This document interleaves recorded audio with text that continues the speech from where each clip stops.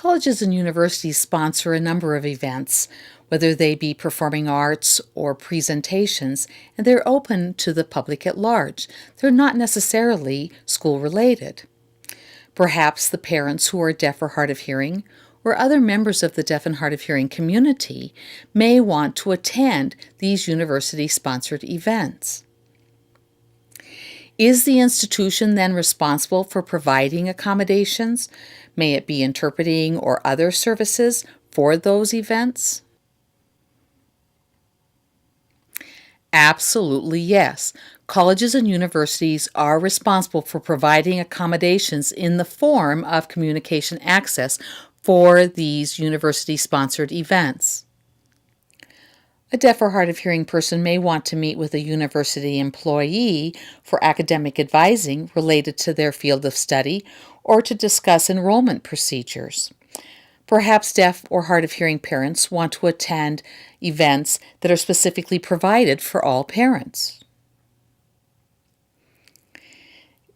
For these parents or members of the deaf community, they may want to attend events that are offered to the community at large.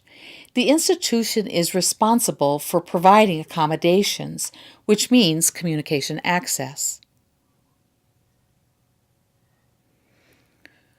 According to the Americans with Disabilities Act, ADA, it states explicitly that public entities, for example, a public university, is required to proceed with accommodations to ensure that people have equal and fair opportunities to participate in sponsored events.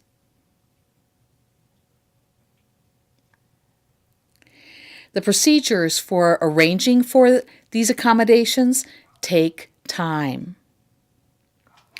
When a deaf person requests an interpreter, they must notify the institution well in advance in order for those arrangements to be made.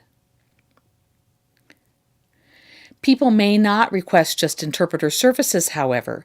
They may require other accommodations, for example, speech to text, assistive listening devices, such as an FM system, or even request reserved seating in the front of an event so that they can hear or see better.